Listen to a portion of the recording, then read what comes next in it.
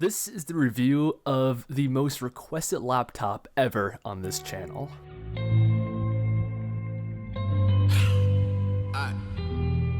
Stop. I don't think I really got it. I don't think that I can get over all of my problems. I've been thinking, who the fuck am I to disagree? I heard I'm pretty dope, so I guess I got to oblige inside. I've been plotting on the way that we could elevate. I massacre the track of your skin, I never hesitate. I put a lot of time into the crack to make it resonate. Alright, so here's my initial impression of the 7567. So the design overall is really... Oh, I see it also has that one screw design, like the other one, to make it easy to get into it. Trying to find my way, I'm feeling so lost. That's the battery. Yeah, the CMOS, I noticed that! You know, maybe we should change that. Yeah, let's unplug it. I am not very happy. Immaculate, happily apathetic, and naturally authentic. Descendants is sentimental, like the words are just a piece of my soul. I transcend it to the artist that I want to be. I demonstrate my dominance. We're looking at the Dell 7567, and this is the successor to the insanely popular i7-5509, which coincidentally was the first laptop that I reviewed 1 year ago. Even though it begins at the same budget price of only $799, this is the $899 model that brings the 1050 Ti and the SSD upgrade. This is the config that I highly suggest. Very nice. Okay, let me open it up, see what it looks like on the inside. Yeah, I love the keyboard.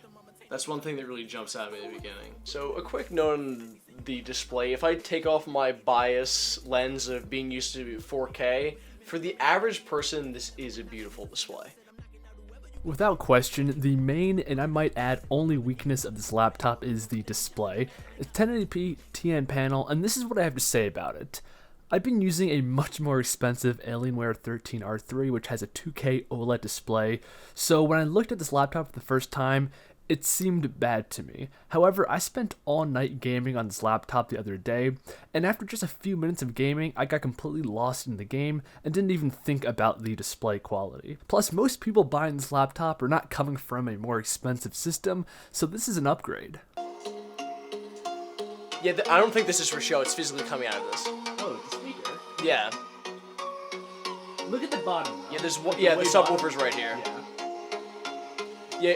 There's one speaker here and one here. Everything else is for show, but these are And then a subwoofer on the very bottom. Yeah. Okay, so we just got the scores for the read and write speeds on this machine. So this is pretty standard SSD speed, like 500 and change read and about 400 write. Now that's not crazy fast like the PCIe SSDs, but for general everyday use with average consumer, it will be pretty much exactly the same. The only times that those big read-write speeds come into play is if you're moving like big 4K files around for video editing, stuff like that. But for general use, these are really awesome scores, and it'll blow any HDD far out of the water, of course.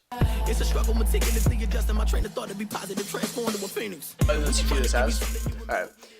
Okay, so is it filming? Okay, so the test is done. We scored a 516, which is pretty good for a mobile processor. And again, this is the i5 7300 HQ. Trying to give you something you remember, we the anything and don't ever forget it. Knowledge. Alrighty, so I have everything set to the absolute maximum settings at 1080p, so we're going to see how this runs. We could tweak it if needed, so we'll just get in game and see how it runs.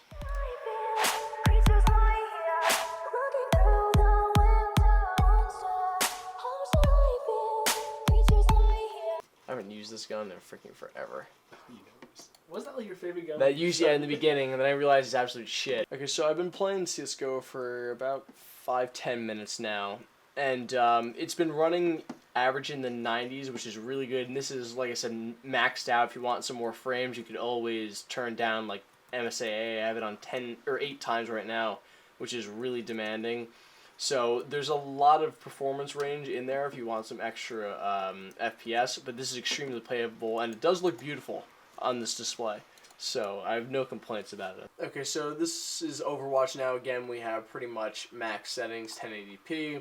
A few things turned down a little bit, like dynamic reflections, which is very demanding, but overall it's pretty much ultra'd out. It's 1080p Ultra. Let's go. That's bitch. Oh shit. Did it just drop a frame? Yeah, dropped a frame there. In the beginning, but like,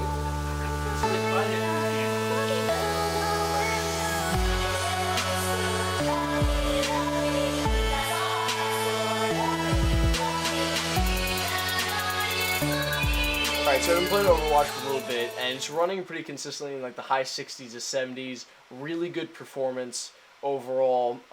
Nothing that makes the game like unplayable in any way. And now we'll take a minute. We'll like quiet down. You can listen to the fan noise in a game like this.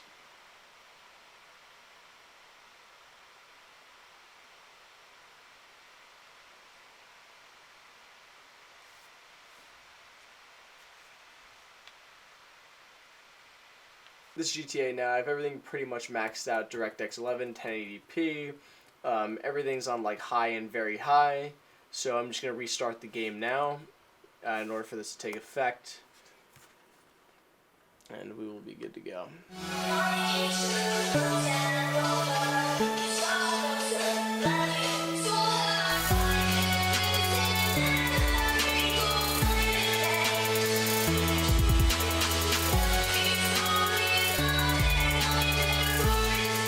Towards the end of the prologue.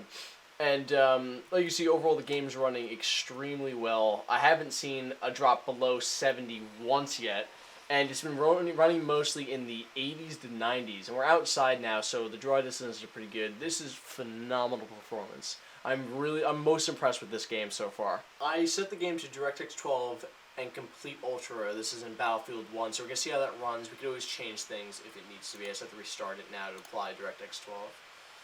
Like we said, this is 1080p Absolute Ultra. This was, I think, a little bit ambitious for the system. I mean, it's running. It's in the 40s. But, I mean, it looks really good. It looks beautiful. But I think I'm going to turn a little bit of stuff down just to get, like, a real smooth 60 FPS going here. I'm just going to, like, turn stuff down to, like, high for now, see how that impacts stuff.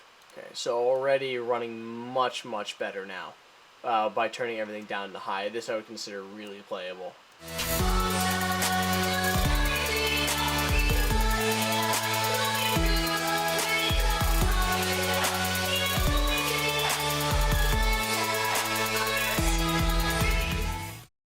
So this laptop is a major win. I'm going to be making lots more videos on this laptop, including a comparison between this 1050 Ti and my laptop with a 1060. That should be fun. Stay tuned, and bye. Now, I do have to say, one major disadvantage of this laptop is most people are right-handed, so they use the mouse on the right side. Yeah. Headphone jack, right side. That's a little annoying, yeah. Yeah, my Alienware has it on the left side. Makes sense. Yeah, makes a lot of sense.